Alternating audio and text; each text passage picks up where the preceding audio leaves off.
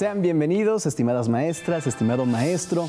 Es un gusto contar con su presencia en esta mesa de diálogo donde compartiremos valiosas experiencias sobre la apropiación del plan y los programas de estudio en el ciclo escolar 2023-2024. En esta mesa nos acompañan representantes del colectivo docente del Centro de Atención Infantil número 22 de la Ciudad de México. La maestra Erika Huerta Adorno, quien es licenciada en Pedagogía con 8 años de experiencia como docente en educación inicial. Actualmente es educadora de maternal. La maestra Carla Elena Muñoz Pérez es licenciada en Educación Preescolar, cuenta con 8 años de experiencia como docente. Actualmente es educadora de lactantes. José Pedro Hernández González, quien es licenciado en Psicología y Educación Preescolar. Cuenta con 28 años de experiencia como docente y actualmente es director del Centro de Atención Infantil número 22. Nuestras invitadas y nuestro invitado nos compartirán cómo ha sido su experiencia sobre diversos aspectos como la construcción y ajustes del programa analítico, el diseño y la implementación de planeaciones didácticas, los desafíos encontrados en la implementación y las soluciones aplicadas, y los aspectos que aún requieren mejorar. Cada colectivo ha comenzado a escribir su propia historia en la adopción del modelo educativo de la nueva escuela mexicana. Esta historia implica un cambio hacia un currículo contextualizado y deliberativo. En este proceso se busca respetar la autonomía profesional de los maestros y maestras, así como escuchar las voces y necesidades de las niñas y los niños y considerar el contexto familiar y social. Para comenzar, le pedimos al maestro Pedro que nos platique cómo construyeron el programa analítico. Bueno, lo primero es que esta parte que tú estás comentando acerca de que surge a partir de un proceso deliberativo, es muy importante mencionarlo, porque es una discusión que se hizo en colectivo. Hay que decir que esto es un cambio de paradigma con respecto a otros programas que hemos estado teniendo, que hemos estado manejando, en donde la línea de trabajo era muy clara e incluso era como difícil salirse de ella. Y en este caso fue como un proceso en donde tuvimos que echar mano de esta autonomía de la que se menciona y en donde tuvimos que estar poniendo mucho de nuestra parte, ¿no? No todo estaba dado, no todo estaba dicho. Entonces, el programa analítico surge precisamente a partir de esta deliberación y de esta discusión. Y en esa discusión tuvimos que poner sobre la mesa cuáles eran los elementos que para nosotros eran muy importantes para poder en un momento dado construirlo. Dentro de los primeros, pues tenía que ser esta parte de la problemática, ¿no? O sea, ¿cuál es la problemática que presentamos a nivel territorial? Pero por supuesto que también son problemáticas que tienen que ver con situaciones locales, nacionales, ¿no? Entonces, el hecho de que nosotros empecemos a trabajar esa problemática surge precisamente de las experiencias que hemos tenido como colectivo docente, ¿no? Y de ahí, bueno, pues nosotros, de una vez que hemos detectado cuál es la problemática, tuvimos como algunos avatares porque de repente había mucha información, pues yo diría que información que de repente no terminaba como de cerrar adecuadamente el proceso, ¿no? Y bueno, lo que yo hice como director en ese sentido es apegarme a lo que desde la SEP, ¿no? Se emanaba. Había muchos videos, ¿no? Había mucha información que estaba adicional a lo que nos brindaban las guías del Consejo Técnico y eso me permitió a mí dar la pauta para la construcción, porque sí había una confusión al principio. Entonces yo decía, bueno, claro, vamos a partir de una problemática, de esa problemática la deliberamos y vamos a decidir qué es lo que vamos a tratar de abordar a través de ese programa analítico. Y entonces para mí todas esas orientaciones fueron muy valiosas porque yo dije, claro, el programa sintético es un programa que sí nos brinda, por supuesto, un aporte importante, pero lo más importante es el programa analítico porque tiene que ver precisamente con esa territorialización, ¿no?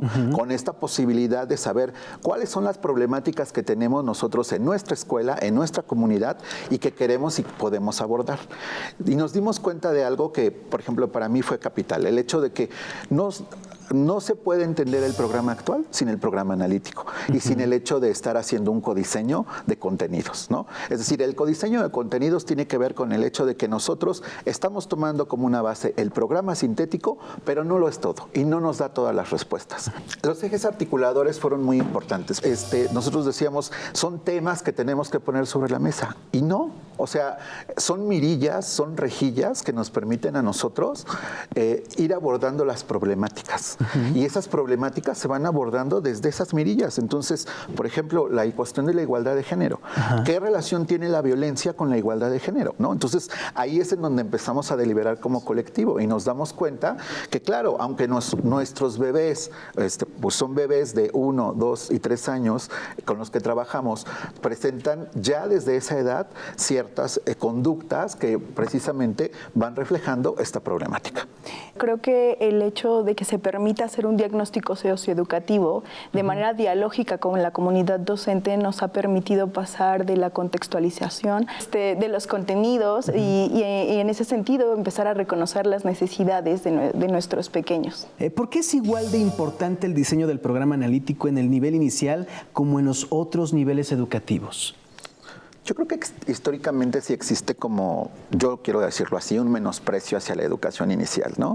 Desde la perspectiva de si es una guardería, a qué van los niños a educación inicial, ¿no? O sea, básicamente es como a cuidar sus necesidades básicas, alimentación, higiene, etcétera, o realmente aprenden algo, o realmente están, digamos, ellos desde que son pequeños, ¿no? Recibiendo una educación.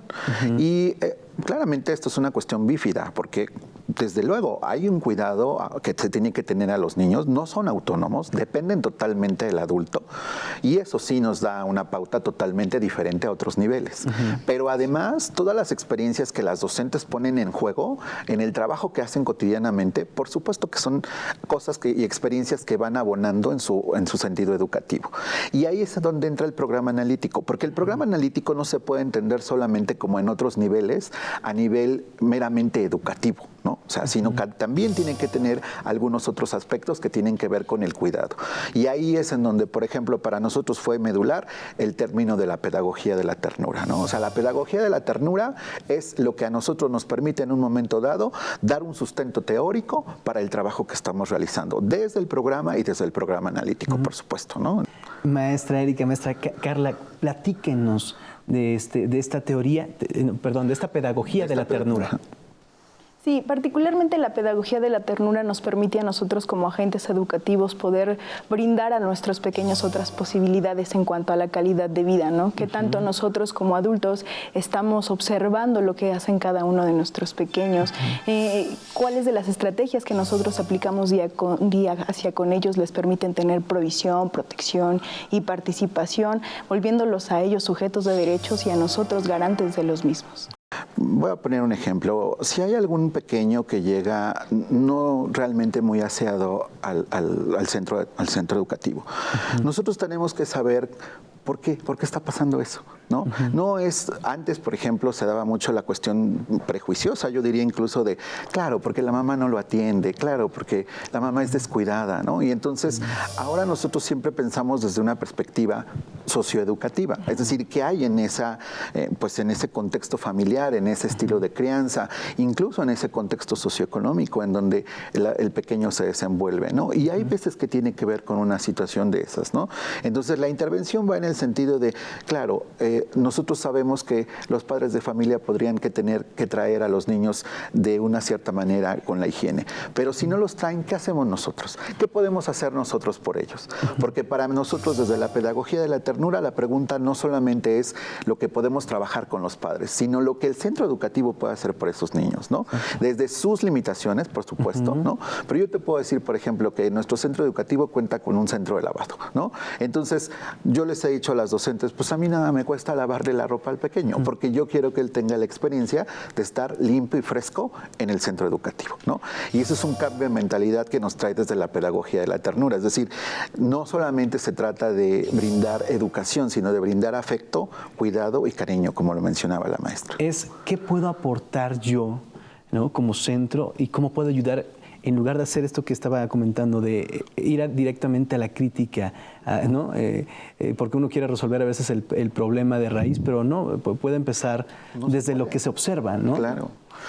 Creo que particularmente esa es una de las invitaciones o de los retos que tiene la nueva escuela mexicana, ¿no? Hacer visible a todos estos grupos que históricamente se han visto vulnerables, ¿no? Hablando, por ejemplo, en cuanto a a la igualdad de género, al pensamiento crítico. O sea, nosotros queremos impulsarlo y realizarlo con nuestros pequeños, sin embargo, ¿qué tanto nosotros como adultos estamos preparados para ello, ¿no? ¿Qué tanto de pronto dejamos estas responsabilidades solamente sobre las madres cuidadoras y de pronto dejamos de lado que ya tenemos diferentes conformaciones familiares y diferentes tipos de roles en las familias en las cuales la educación no solo recae sobre las madres, ¿no? Sino que también hay una participación importante por parte de los varones en casa, ¿no? Por estos familiares que forman parte como de una estructura nueva y que permite que los niños se desarrollen en diferentes espacios y que nos lleva a nosotros como agentes educativos siempre estar mirando toda esta serie de posibilidades que hay, ¿no? Maestras, maestro, ¿nos pueden platicar cómo diseñaron su planeación didáctica? Una de las bondades que tiene este programa, que nosotros lo vimos desde el principio, es que los PDA son muy claros con respecto a lo que se tiene que observar o a lo que podemos observar. No es una obligación, sino es una posibilidad, ¿no? Y esa posibilidad incluso se puede ampliar. Entonces, también el programa como tal tiene sugerencias. Entonces, nos brinda posibilidades de decir, frente a este campo de formación, es importante que la docente observe tal cosa, ¿no? Y entonces, ahí ya entonces empezamos a observar. Por ejemplo, ¿cuáles son las dinámicas de juego entre los niños, ¿no? Cuando estamos hablando del eje articulador de igualdad de género, nosotros sabemos el papel que juega la crianza y el contexto familiar en este sentido. Y desde ahí ya la docente está haciendo una valoración, ¿no? De qué es lo que se tendría o qué es lo que se podría hacer para poder trabajar desde esa mirada que nos da ese eje articulador, ¿no? Por ejemplo. Maestra. Sí, particularmente nosotros ahora en las salas nos hemos dado la tarea de poner en práctica ante esta modificación y a la integración de los ejes articuladores, por ejemplo, la propuesta de juegos no sexistas, ¿no? ¿Cómo podemos hacer esta variación de los juegos tradicionales a juegos no sexistas? Es que ese es el punto, que por ejemplo, es ahí donde yo te decía, cuando nosotros pensamos en educación inicial, pues no es que yo me voy a parar frente al niño y le voy a decir, vamos a hablar acerca del feminismo. O sea, no, eso no puede ser así.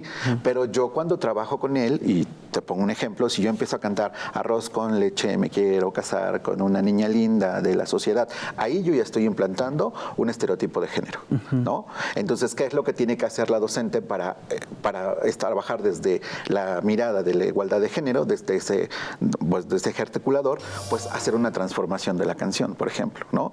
Y no establecer como este tipo de comentarios que son sexistas o pueden ser racistas o clasistas. Digo, aquí la maestra está poniendo un ejemplo de lo que se trabaja con los juegos y tradicionales y cómo los juegos reproducen esos estereotipos, por ejemplo, ¿no? Maestra Erika. Sí, un punto importante que consideramos con respecto al plan analítico también es la parte de la crianza de nuestros pequeñitos, ¿no? La corresponsabilidad de cómo nuestros papás se incluyen realmente con este nuevo modelo educativo a la educación de los pequeños. Entonces, a raíz de ahí surge un proyecto en donde justo es corresponsabilidad, donde todos los agentes, digamos que estamos en el contexto que estamos con los pequeñitos, pues tenemos una responsabilidad, ¿no? Yo desde docente, voy a asumir mi responsabilidad dentro de mi aula, sin embargo también la gente que está a su alrededor de los pequeños, en este caso pues los papás, que son el agente primordial de la educación de los pequeños. Un ejemplo de mis niños es maternal. Ahí hay un proceso de desarrollo súper importante que es el control de esfínter. Entonces ahí desde los papás darles la confianza de retirar el pañal y de llevar, y que ellos te tengan la confianza de, bueno, voy con mi maestra al baño. O sea, realmente también estamos generando niños autónomos, seguros, pero también la confianza tanto de los papitos como de los pequeños. Entonces hacíamos se realiza, bueno, le voy a comentar, en los CAICEP tenemos especialistas también, donde hay psicóloga, trabajadora social, odontóloga, el doctor y la enfermera. Entonces ellos mismos desde su mirada especialista nos ayudan a complementar todas las actividades y toda la información hacia los papás, ¿no? O sea, desde cómo le explican cómo va ese proceso de maduración desde el control de esfínter, tanto psicológico, físico, en este caso de la ropita, ¿no? De algo tan simple, la ropita que se la puedan bajar y subir, todo eso que les genere comodidad a nuestros pequeñitos, desde donde se les pone adaptador a los WC, desde donde el adaptador tiene que ser similar a la casa para que esta parte sea la responsabilidad que los papitos tengan y que el proceso lo den pues continuo para que no se digamos en este caso no se entorpezca, tanto se vincule la escuela como en este caso la casa. Realmente el contexto que den tanto en la casa, pues obviamente se va a ver reflejado en la escuela y viceversa, ¿no? En el entendido de que cada uno tiene una mirada distinta. Claro. Y eso es lo complicado. Porque podemos tener una mamá que por diferentes circunstancias te pueda decir, mi niño ya quiero que entre a control de esfínteres. Así, pero ya como una orden, ¿no? Así de, ya necesitamos que entre. Porque yo ya no le puedo comprar más pañales, por poner un ejemplo, ¿no? O sea, me gasto demasiado dinero en pañales, lo cual, dada la economía, pues es entendible. Pero, sin embargo, en esta cuestión de la mirada adultocentrista es, yo necesito saber lo que el niño está demandando. Claro. Porque ese es un proceso natural que los niños demandan por sí mismos. Y nosotros lo podemos hacer tan simple o tan complicado como sea. El hecho de forzar un proceso que es natural y que forma parte de su autonomía, frenarlo. Porque también hay mamás que te dicen, híjole, es que yo no tengo tiempo de acompañar este proceso, ¿eh? Entonces yo creo que mejor lo dejamos para después, ¿no? Y es de, no, el niño está demandándolo, está listo, ¿no? Y es tan violento frenarlo como no hacerlo, ¿no? Eso es muy importante porque es lo que hemos estado trabajando de manera conjunta con los padres de familia. A eso se refiere con la corresponsabilidad, ¿no? Las planeaciones narrativas tienen que ver con esta postura en la que el docente reconoce cuáles son los espacios de oportunidad y cuáles son los espacios creativos de los niños, ¿no? Siempre tienen esta posibilidad de poder ser como muy claro y muy preciso en el hecho de qué es lo que observo, qué de lo que yo realmente estoy proponiendo como adulto está dando respuesta a los pequeños, ¿no?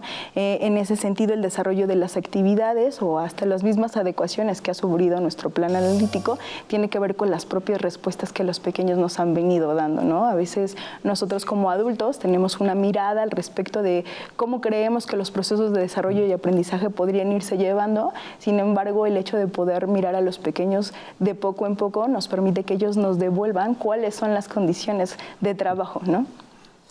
Me gustaría hacerles otra pregunta, maestro. Dado que en el nivel de educación inicial es complejo tener un diálogo con las niñas y los niños y escuchar su voz, ¿cómo recuperan las necesidades de ellas y ellos y cómo se ven reflejadas en la planeación didáctica y en el trabajo diario? Aprendes a leerlos. Aprendes a tener una lectura de quiénes son tus niños. En la medida en la que tú reconoces al pequeño como un sujeto de derechos y como un pequeño que tiene voz, que tiene voto, que tiene validez ante mis ojos y ante mi ejercicio diario, puedo comenzar a tener una lectura de él. Empiezo a conocer por qué llora, si ese llanto es el reflejo de algún tipo de malestar físico o de alguna otra situación, ¿no? Empiezas a tener una lectura y un conocimiento de los pequeños porque empiezas a convivir día con ellos, conoces su contexto familiar. Eso nos permite a nosotros ser todavía mucho más finos y mucho más precisos al momento de nuestra intervención.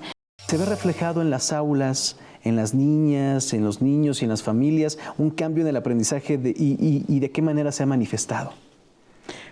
En efecto, sí se ha habido reflejado. Sin embargo, los papitos también ya empiezan como a cambiar este chip, ¿no? De no mis necesidades. La maestra me está diciendo, el niño tiene esta necesidad, sin embargo, yo me uno a ello, pero es muy complejo, sin embargo, se ha llevado a cabo porque hay este diálogo, ¿no? Entre escuela y la casa.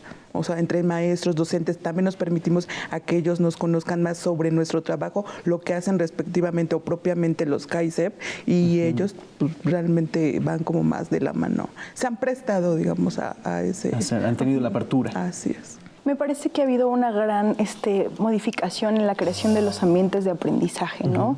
Hemos buscado en todo momento que los pequeños que asisten a los CAI pues estén en todo momento disfrutando de estar ahí, ¿no? Que todas las personas que acompañamos, que todos los agentes educativos que somos partícipes de esta crianza, nos permite que ellos sean niños que gustan de asistir día a día con nosotros.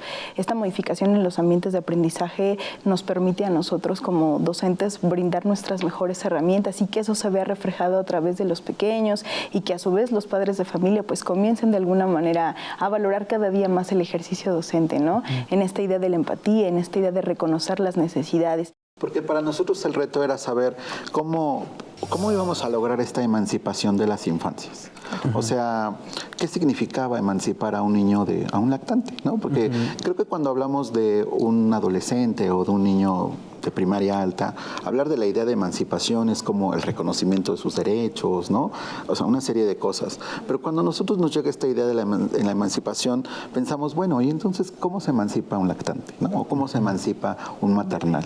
Y tiene que ver con esto que está comentando la maestra, ¿no? Con el hecho de que los padres de familia observan la autonomía de los pequeños, pero observan que ellos son capaces de ser y de hacer muchas cosas, y que nosotros respetamos su ser y su estar, ¿no? Entonces, a mí me parece que esa es una forma muy importante, ¿no? De cómo se puede emancipar un niño. Un niño se emancipa en la medida en la que es libre, y es libre en la medida en la que convive en la comunidad, claro, ¿no? Y lo hace de manera respetuosa, pacífica, etcétera. Pero todo eso lleva un proceso. Eso no es algo que sucede de la noche a la mañana, ¿no? Les pido, por favor, si nos pueden compartir qué aspectos han ido modificando tanto en el programa analítico como en la planeación didáctica, y cuáles han sido los motivos para realizar estos ajustes. Es que nosotros tenemos que abandonar la mirada desde el adultocentrismo. Claro. Es decir, el adultocentrismo lo que significa es yo, adulto, decido lo que tú necesitas. Y una de las preguntas que nosotros nos hacíamos en los consejos técnicos es, ok, pero entonces, ¿qué tanto escuchamos la voz de un bebé, por ejemplo, ¿no? Que no habla, ¿no? Pero sin embargo, por ejemplo, expresa con quién quiere estar, con quién no quiere estar, quién le incomoda, ¿no? Y en este sentido lo que nosotros hacemos siempre es como un Ateneo, ¿no? En el consejo técnico, y decimos, a ver, entonces, ¿qué fue lo que pasó en este mes, ¿no? O sea, la propuesta que nosotros habíamos hecho, digamos, sobre lo que íbamos a trabajar, ¿qué pasó? ¿Se realizó, no se realizó, se ejecutó, hubo dificultades, desafíos, etcétera? Y sobre la marcha vamos corrigiendo. Entonces, esto es algo que me parece muy central, porque el programa analítico no está terminado, o sea, es algo que está en construcción permanente. Y eso es algo difícil para nosotros, porque tú tienes de saber que nosotros construíamos un plan anual de trabajo, ¿no? Y esa es la mecánica y esa es la lógica que te meten desde la normal. Un plan anual de trabajo. Y ese plan es inamovible. Y había, por ejemplo, supervisiones en donde llegaban y en el plan dice que hoy jueves vas a trabajar esto. A ver, ¿por qué no estás trabajando esto? Y entonces ya no respetabas la dinámica del grupo, ¿no? Que a lo mejor sí, yo llegué con mi material muy precioso, pero resulta que a los niños no les interesó, ¿no? Y entonces en ese no les interesó, pues es como de, ¿y entonces qué hago? ¿No? Porque yo no puedo afanarme a que hoy se tiene que hacer esto, ¿no? Entonces un poco ese es el flujo que va haciendo, ¿no? Esa es la sala, los comentarios de los padres también retroalimentan el trabajo, ¿no? Esta actividad le gustó mucho al niño, oiga, es que yo me di cuenta de esto, es que ya veo que puede hacer esto, y eso es lo que va de alguna manera retroalimentando. Sí, en ese sentido y en esta pérdida de la mirada adultocentrista es que siempre buscamos en este momento estar trabajando de manera directa con los padres de familia, ¿no? Que ellos también puedan mirar cómo es que nosotros estamos llevando, cómo estamos viviendo estos procesos con los pequeños, ¿no? De manera que tanto agentes educativos como padres de familia pues caminemos en el mismo sentido, entendiendo pues que es el pequeño quien está al centro y que entonces nosotros pues necesitamos de este apoyo por parte de ellos pues para que nuestros pequeños como usuarios de nuestros servicios de alguna manera pues reciban una educación de calidad. ¿Qué otros desafíos se han encontrado en el proceso de apropiación del plan y programa de estudios y cómo los han ido superando? Creo que uno de los principales como desafíos que hemos encontrado es devolverle al docente esta autonomía, ¿no? Creo que la idea de que el docente retome esta propia autonomía tiene que ver con la idea de que son especialistas y que tienen muchas experiencias y muchos años en servicio que avalan su trabajo. Creo que uno de los principales elementos como bondades y como retos que nos brinda la nueva escuela mexicana pues es devolverle al maestro esta seguridad en que ellos y más bien nosotros somos los especialistas y que en ese mismo sentido nos atrevemos a sugerir, a acompañar, a escuchar, a proponer ciertas situaciones a los padres de familia, ¿no? Y para mí esa es como la apuesta de la escuela mexicana, ¿no? De la nueva escuela mexicana. Cómo opera lo social en lo individual y cómo desde lo social, desde lo comunitario, muchas cosas se pueden arreglar. Pero si lo queremos hacer de manera individual, no se puede. O sea, si solo es un esfuerzo individual, va a ser muy difícil que los problemas sociales se resuelvan. Tiene que ser un esfuerzo comunitario. De ahí la importancia, por ejemplo, lo que comentaba la maestra Erika, ¿no? O sea, ¿en qué medida yo como docente estoy dispuesta a dialogar con el padre de familia y a que de ese diálogo surjan ideas comunitarias comunitarias para poder bien atender al niño o para poder atender sus necesidades. Y eso es un reto, porque no estamos acostumbrados a hacerlo de esa manera, ¿eh? O sea, eso me parece que es un trabajo de todos los días. Maestra Erika. Sí, también esta parte de la mentalidad, ¿no? De yo desde docente, cómo actúo, digamos, en mi aula, ¿no? De cambiar lo que comentábamos hace rato, de poner al centro a nuestros pequeñitos, ¿no? Ya no es de lo que yo quiero, sino a partir de lo que yo, mi cambio, mi mentalidad, cómo voy integrando todo eso, todo lo complemento hacia mi pequeñito para que también nuestros padres de familia, en este caso, que son nuestra comunidad más cercana, ellos también intenten cambiar esta parte de la visión que se está dando con esta apertura con la nueva escuela mexicana. Me despido agradeciendo a nuestras invitadas y a nuestro invitado por haber compartido sus experiencias y aprendizajes durante esta apropiación de la nueva escuela mexicana. Les invito a ver las experiencias docentes de los otros niveles educativos. Soy Enrique Rodal. Hasta la próxima.